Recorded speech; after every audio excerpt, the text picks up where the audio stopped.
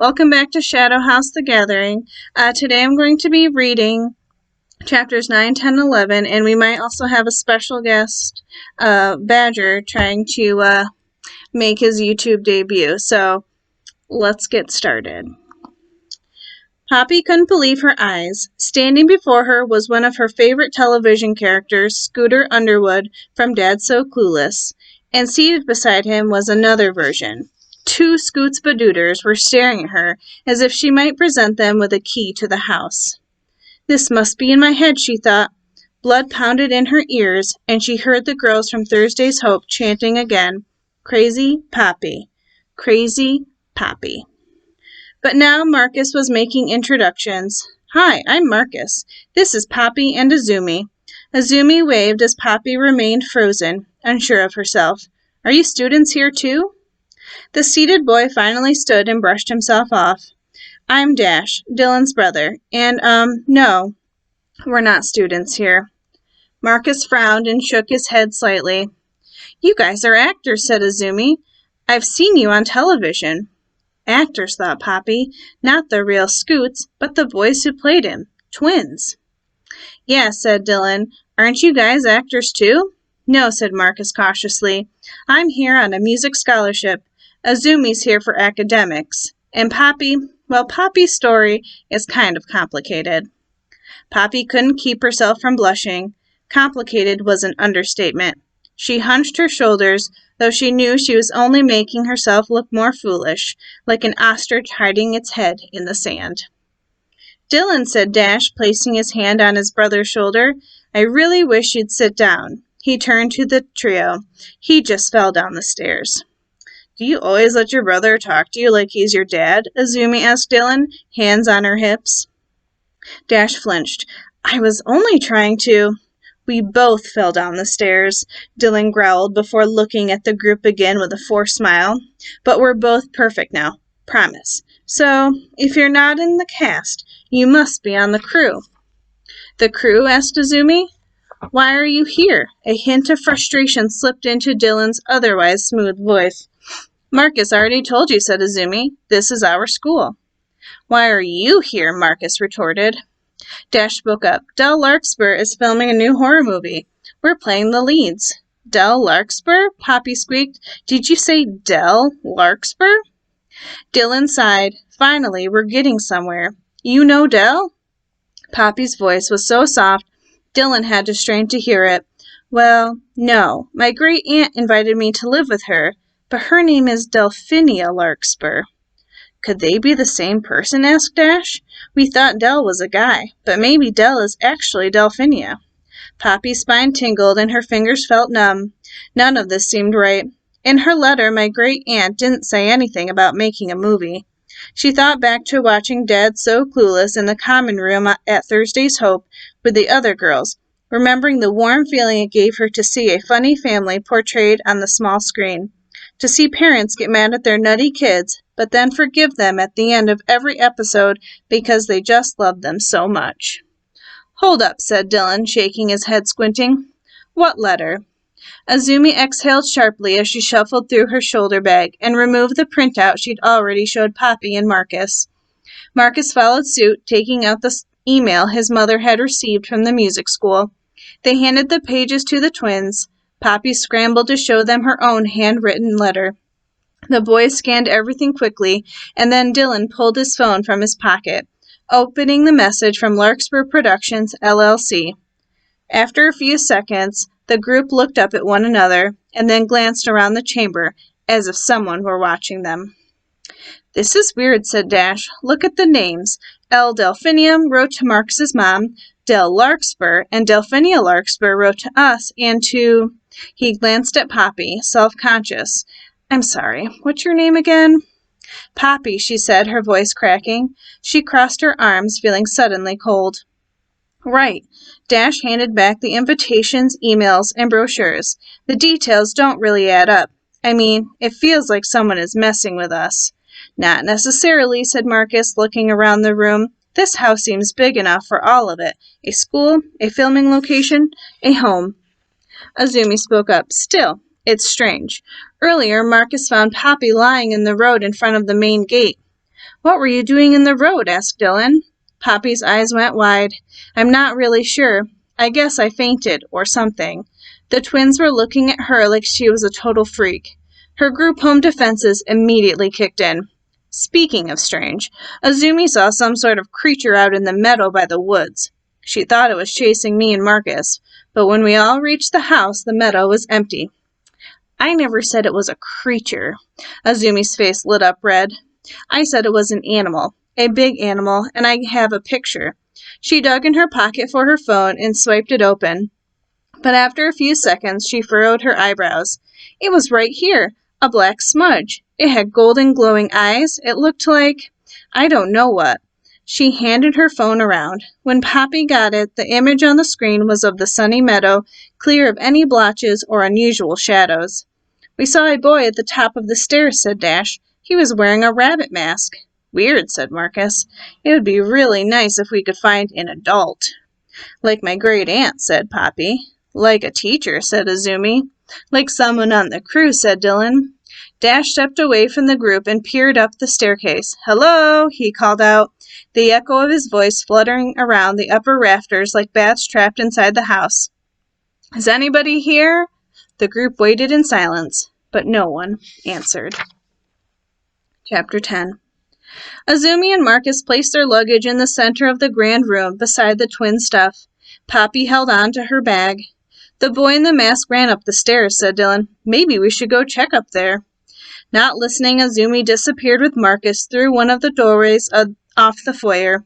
A moment later, she called out, "Whoa! You guys have to see this."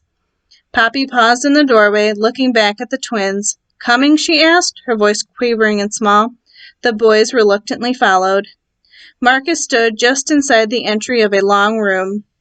The space looked like it had been set up for an extravagant party.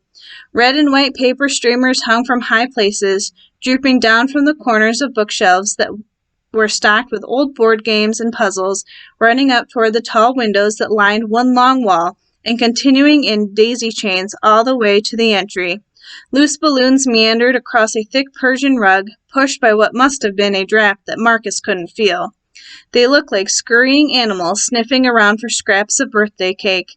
The couches and chairs arranged to face the center of the chamber were worn, as if they had been sitting there for a century, getting good use from the children who must have played here. "It's a music school," Marcus thought, eyeing the 4 other kids. "It has to be." He drummed his fingers on his stomach and closed his eyes for a moment, itching to get his hands on an instrument. How strange would he look if he grabbed his cello and got down to it right here? The familiar tune continued to play in Marcus's head, the melody still as sweet as blueberry pie. But it was getting louder and louder, and Marcus had to bite at his lip to keep from shouting out to the musician that he'd heard enough. Someone squeezed his waist and shouted, "Boo!" Marcus nearly screamed as Dylan jumped out from behind him. Dylan burst out laughing as Dash came up and punched his arm. "Starting early?" Dash asked, his eyes slivered. He tossed an apologetic look at Marcus, but Marcus couldn't bring himself to smile. Everyone else was staring at him like he was some sort of nut job. It made him think about how his brothers and sisters had looked at him when they learned that the doctors had suggested medication to correct his hallucinations. "Dude, I'm sorry," said Dylan, wiping away the last of his laughter. "You look so intense, like you were arguing with yourself. I just had to do something about it. You okay?" I'm fine," Marcus nodded. "Thanks for your concern, though." The others strolled before the shelves, examining the trove of games. "Do you guys think the decorations are for us?" he asked. It's a nice gesture, Marcus thought, though it would have been nicer if someone had been here to greet them, and if someone had answered him. A strange-looking sphere made out of gray wire sat on a table in front of the windows. On one side of the contraption, there was a handle, bent like an S, as if it were meant to be turned like a crank. Inside the sphere were dozens of little red balls. Curious, Marcus made his way to the table. His grandmother had taken him to bingo night in the basement of St. Luke's back in Ohio. The person calling the game had used a globe like this to call the numbers. Marcus touched the handle and then gave the sphere a spin. The balls inside rattled and one slid out into a small chute, hitting the table with a satisfying plink. Marcus picked up the ball and turned it over. There was no number on it, only the letter L marked in white. Weird, he thought. Bingo doesn't work like that. He gave the spear another turn. Out popped the letter E, then T. Marcus stopped cranking the handle, but little balls continued to roll out, each one stopping with the letter facing toward him. L, E, T were followed by S, P, L. L, E, T, S, P, L. 2 more balls rolled free. L, E, T, S, P, L, A, Y. Let's play. Something cold shivered inside Marcus. Guys, he called, suddenly wishing he were 15 feet closer to the rest of the group. Azumi was standing on her toes, reaching for a large paper parcel that was high up on one of the shelves. What's that? Poppy asked as Azumi grabbed for the sack. It tumbled off the shelf, and its contents spilled onto the floor. The girls yelped and leapt back. Marcus only had a brief glimpse of what was in the bag. It looked like small human bodies. Chapter 11. Azumi didn't know why she had been so drawn to the large paper bag on the shelf above her, but now that the parcel was lying torn at her feet, she felt sick. There were 5 dolls splayed on the floor in front of her. They were made out of stiff paper mache, nothing a child would play with. Their features, including the clothes, had been painted on with vibrant, glossy acrylics. The 2 dolls on the far left were painted light brown and were dressed in shorts, graphic t-shirts, and sandals. Beside them lay a girl with pale skin and splotchy freckles. Dark gold paper hair lay across her shoulders, where a pink satchel had been painted directly onto her body. Next was a boy with red hair. The details of his curls were shaded expertly, giving the illusion that you could pull on a strand and it would spring back to the paper skull with a boing. He wore a black sports jacket, khaki pants, and a convincingly dirty pair of white Converse All-Stars. Finally, on the far right was a girl with long, dark hair. Her denim jacket was painted to appear button-tight, and her black dress stopped just above thin ankles. It's us, said Marcus quietly. They're even wearing our clothes, said Poppy, reaching out toward the one that looked like her, stopping just before she touched it. How? Asked Dash. Someone painted them on, said Marcus. I can see that, said Dash, but handmade stuff like this takes time. The prop people on our set out in Hollywood would have needed at least a day to prep for something like this. This paint is dry. How did whoever made these know what we'd be wearing today? Asked Poppy. Look.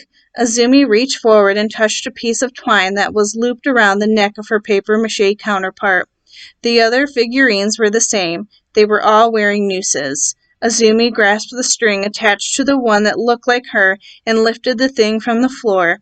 The Azumi doll turned around and around, peering at all of them, as still as a corpse and with eyes just as lifeless. Azumi was tempted to toss it violently away, but she was overcome with a feeling that something very bad might happen if she did. It's a piñata, said Marcus, like for a party. Someone forgot to hang them up. He searched the ceiling for hooks. And aren't piñatas filled with things? Candy and toys and stuff like that? Dash picked up the one that looked like him and shook it. Azumi heard something shift inside, like sand sliding through an hourglass. I've never played with a piñata before, said Azumi. You don't play with them, said Poppy. You break them. I don't want to break anything, said Dash, turning to Dylan. I just want to get out of here. To everyone's surprise, Poppy grabbed the doll that resembled her and twisted its arm. Its elbow snapped, and its wrist and hand dangled loosely. Marcus gasped, as if she'd done the same to him. What are you doing? Asked Dylan. I wanted to see what was in it. Poppy glanced apologetically at the rest of the group. She turned the figure and joggled it. Swift, swift, swift. The group watched as a gritty gray material poured from the hole in the figurine's arm and wafted slightly around them like smoke. Most of it formed a small mound on the rug by Poppy's sneakers. Waving the cloud away and covering her mouth and nose with her t-shirt, Poppy placed the figurine on the sofa and then leaned down and pinched a bit of the pile between her thumb and forefinger. It turned her fingertips a dark gray. Ashes, she said. We all fall down, Marcus whispered with an awkward smile. No one laughed. What a sick joke, said Azumi. Just then, Dylan's pocket buzzed, and a muffled chime sounded. Everyone stepped away from him, as if a bomb were about to detonate. And that is the end of Chapter 11. Tune in tomorrow for more.